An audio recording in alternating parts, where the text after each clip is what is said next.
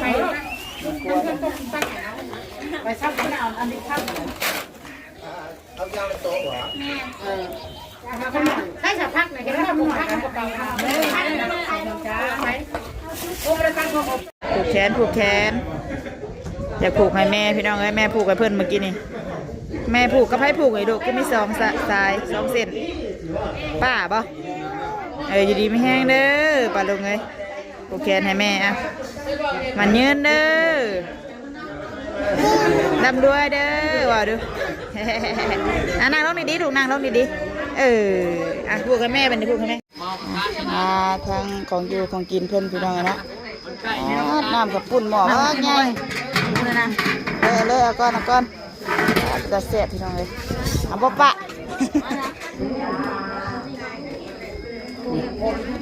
สบายดีเด้อพี่น้องนะสบายดีตอนเช้าๆพี่น้องงานขึ้นเรือนใหม่พาน้องเตมาน้ำดูดจุ้ยอยู่นี่ใช่เด้อไปน้ำป่าบ่ไปน้ำป่าบ่ใส่ผูกแขนก้อนไปเลยเนาะใส่ไปพุ่นป้าไปผูกแขนน้องไปมันหลายดิแล้วไปก็อยู่นอกโมเลยพี่น้องเนาะอยู่ตรงหน้ามาเห็ดเรือนอยู่ตรงหน้าไปผูกแขนกันก่อนมากับป้าใหญ่พี่น้องนะป้าเชื่อกับป้าเตอร์ยังมางานหลังป้าเอาลงหนุกยืนจักทุจ้ากันใจหันหน้ามาดูเต๋อทุจ้าด้วยลูกทุจ้าปะลุงแน่เดี๋ยวแม่เอาหายไว้ทุจ้าก่อนจ้าปะลุงใส่นี่จะของเพื่อนเพิ่นพี่น้องเนาะนี่ลูกน้อยน้องน้อยลูกเพิ่นพี่น้องเลยแต่สร้างไอ้เต๋อยังวันน้องห้องเดียวบ่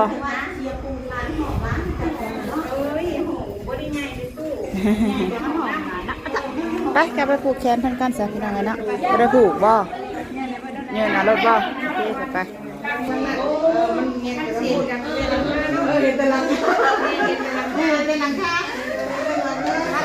ถ้าว่าน้อยเพิ่น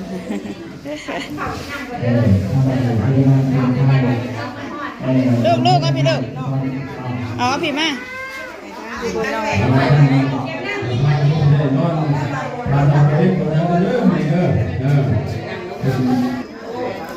ินข้าวน้ำเพิ่นก้อนมาเนี่ยนะลูกนะเป็นอย่างนั้นแต่เป็นป้าไปป้าเอาหมอออกมาอยู่เอาไปใช้เกือบได้ลูกมาทำป้าเลยอยากได้ได้ฮะเห็นนกปุ้งมาได้ได้น่ะ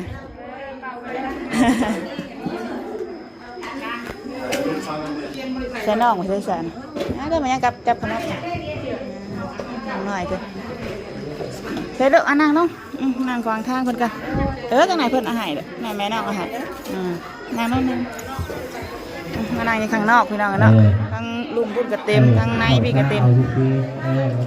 เหือนเรางามได้นี่เนาะพอดีอยู่เนาะนอนเรียนใหม่ใช่ใหญ่บ่น้อยเก็บความฝันถูกฟังเด้อพี่น้องเด้อกับใจแล้วบ่ลูกฝันดีแม่นแล้วพี่น้องเลยพอดีอบอุ่นเพราะว่า9,000 10,000กับปทพันขึ้นนี่พันขึ้นนี่กับพ่อเจนอนรับฝันทางของอยู่ของกินเพิ่นพี่น้องนะน้ำกับปุ่นหม้อไงเลยเอาก้อนจะเสียพี่น้องเลยเอาปะปะเอาบ่ปุ่นนะตักเองได้บ่เ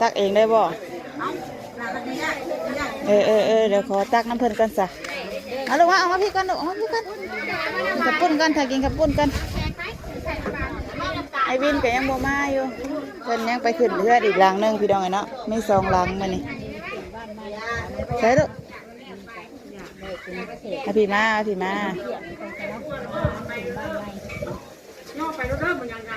ถ้วยหาบ่วง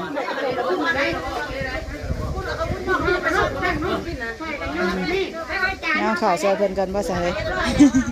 ก่อนสิกินกันย่อข่าวซอยเพิ่นกันว่าใส่ได้เด้อป้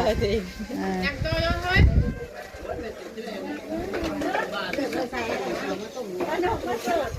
เสิร์ฟเด้อดูล่ะต้มกัด อาตอนนี้ผู้อยู่ทำนาเนาะจากที่ผู้น้องที่มาขับมาโคนขุนเวียนไม้ใส่ยาเต็มกะอัพแต่ว่าอยากผู้กองแก่ในโลกให้มาแต่เพื่อนเป็นมาเนาะให้เจ้าของบ้านเพิ่นเนาะ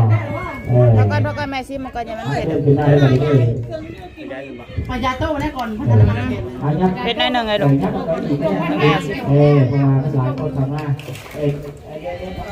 พอกันเด้อ ได้เลยไอ้ลูกกินไม่พอทุกข์ก่อนล่างเนี่ยเอาไปไว้ทั้งในค่ะที่ทำอะหรอ ไม่ทั้งมากเลยครับพูดอีกจังเลยเนาะ เงินเยอะมากโตนะเข้าเนี่ยเอาเข้าไปจ่ายเลยไม่เข้าไม่ใช่นะเข้าไปแล้วนี่มันจ่าย ไปแล้วเหลือแต่ลาบ ยาลาบกระสับกระส่ายล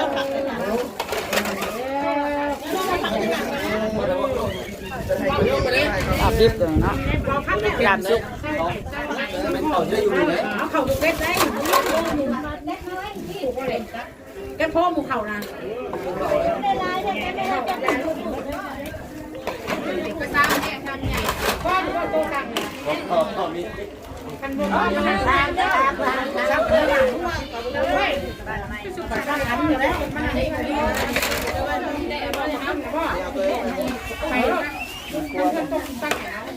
ไปซับกันเอาอันนี้ข้ามเอายางไปโต๊ะเหรอใช่สักพักหน่อยก็ได้หมูพักกระเป๋าจ้าไหมโอ้ประทังพอเสร็จปะลูกพอประทังพอเผ็ดป่ะแซ่บป่ะแซ่บป่ะลูกแซ่บซิมเดาหนาวเนี่ยอันแม่ย่าตั้งให้ถั่วบางไง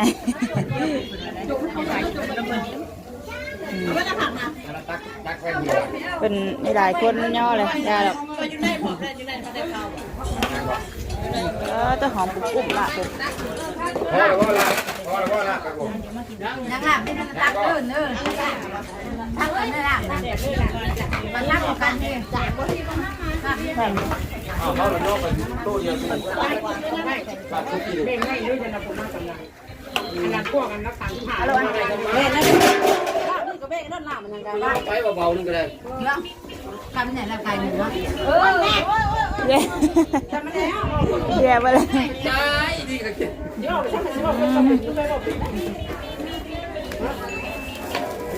ความตะกั่วให้ห้อยคนหลายคนอีกว่านะโอ้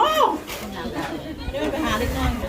นั่นได้มาเลยบ้านอื่นจงไว้แล้วละมันจะเป็นเกลือด้านนอกเป็นเล่เอานั่งอยู่บ่แล้วมัน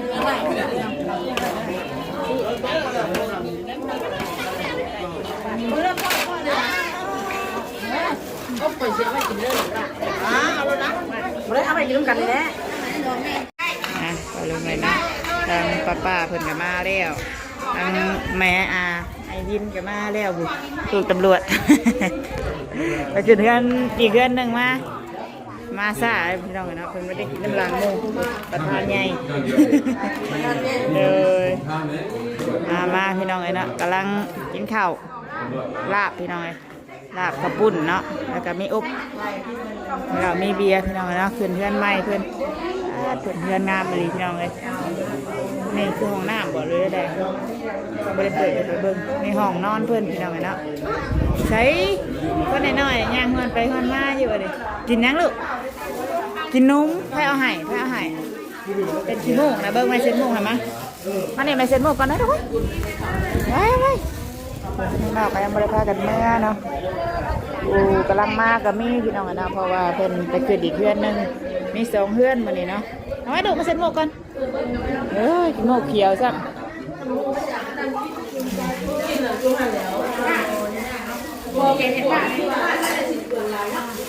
มาเด้อตุ๊กเอ้ยอะไรล่ะพูดเอาพี่ลูกเอาพี่นั่นไปแล้วยังหวนอยู่ปะลุงเอ้ยเด้อเอาพี่ดูเอาเสร็จโมกกันไหมเสร็จโมกกันไหมเด้อเป็นให้เด้อเป็นให้เด้อเจ็ดฝุ่นแดงกันไปในห้องเพิ่น ป้าใหญ่เพิ่นเมื่อก่อนพี่น้องเนาะมากับป้าใหญ่เพิ่นเมื่อก่อนให้เพิ่นเมื่อก่อนถามเมื่อพ่อป้าเชยเนี่ยเชยกับปะตื้อล่มไหมลูกบ่แล่นน้อยไว้มีประโยคนะบ่มีประโยคเด้อ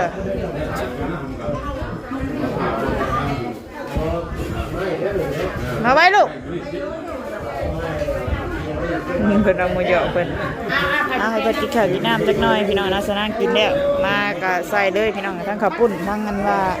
ลาบโอ้ยล่มนะเฮ้ยล่มมาไว้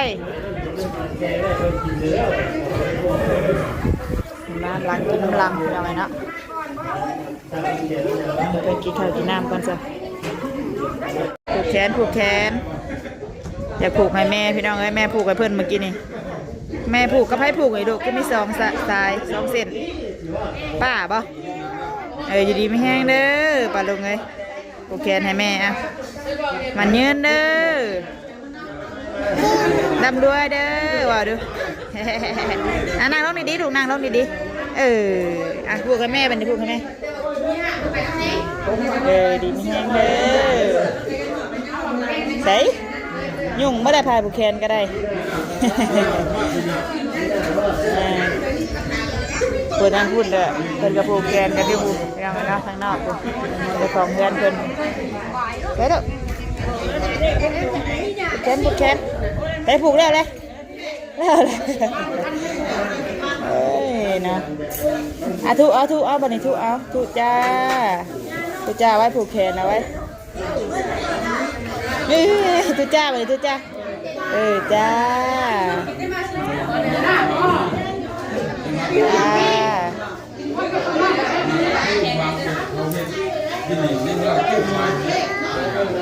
จักเป็นเราเสียงพี่น้องเลยเนาะ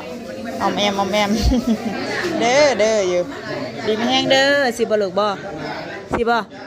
ลูกบ่สิบ่ดีไม่แห้งเด้อแม่เด้อสิบ่เอาผูกเจ้าผูกให้ป้าแล้วบ่ลูกบ่เอาว่าน้ำป้านะพูดละป้าได้กินน้ำส้มเช็ดไปเลยเช็ดนี่ยังไม่เปื่อยไปเลย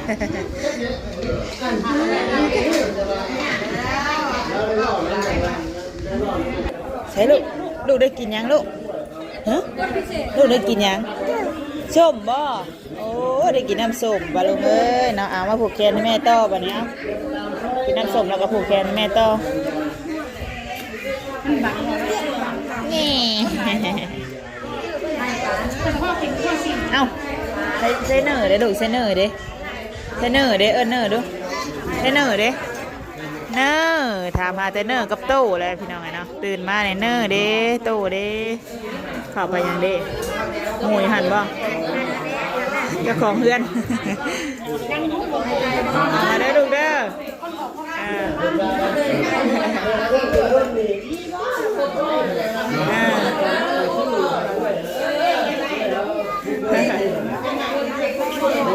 แล้วก็อย่าง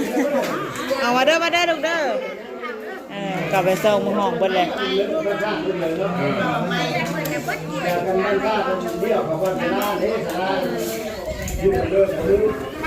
ไปลูก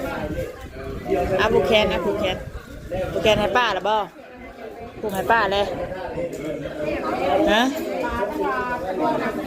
ดินผ่านผูกแขนเพิ่นก็ลูกหยุ่งมาเลยน่ะ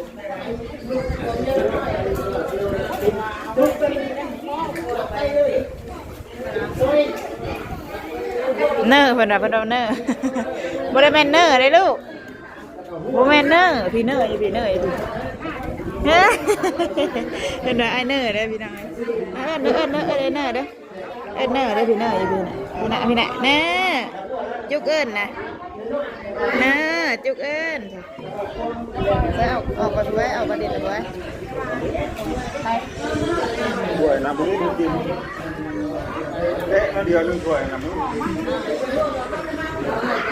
คอยกินข้าวแนมอยู่ยังบริยายง่ายแต่ละคนมาแบบหิวแบบเพลงนะบัดนี้โอเคสับปะลุงนะสำหรับคลิปนี้ก็พอสามีกันเด้อปะลุงกันเนาะพอกันใหม่คลิปหน้าเพื่ออะไรเนาะเดี๋ยวเมื่อหาซักผ้าซักแพร่น้องอินเตอร์เพิ่นก้อนบัดนี้พี่น้องเอ้ย ไปคลิปนี้นำลาป้าลงไปสำเนียก่อนเนาะพบกันใหม่คลิปหน้าเด้อคลิปนี้ไปแล้วสบายดีเด้อป้าลงไปเนาะ